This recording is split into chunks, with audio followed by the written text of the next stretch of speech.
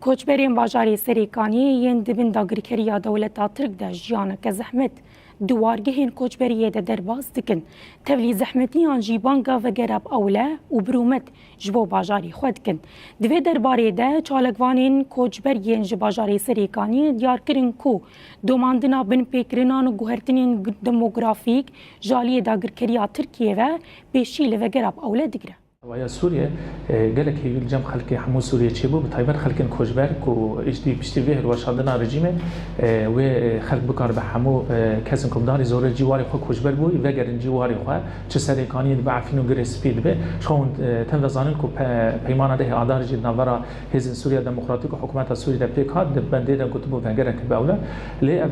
بالا خدينا ايدي بر يعني صالك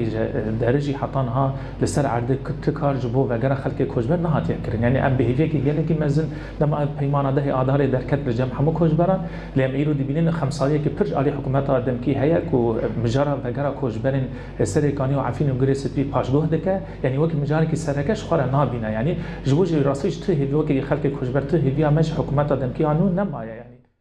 الأهالي والمهجرين بشكل كامل حمو كوجبر لبندا بيقانينا بيمانا ده آداره وغيره أولنا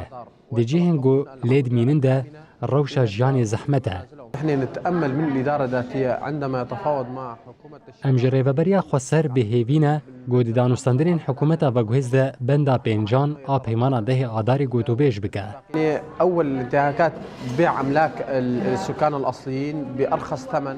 جبر دوماندنا بن بيكرنان دزداينا سر مال نشتجين رسن وفروتنا وان وبن شافكرين بسر وبر كسنكار وغيره دابرين داغر كري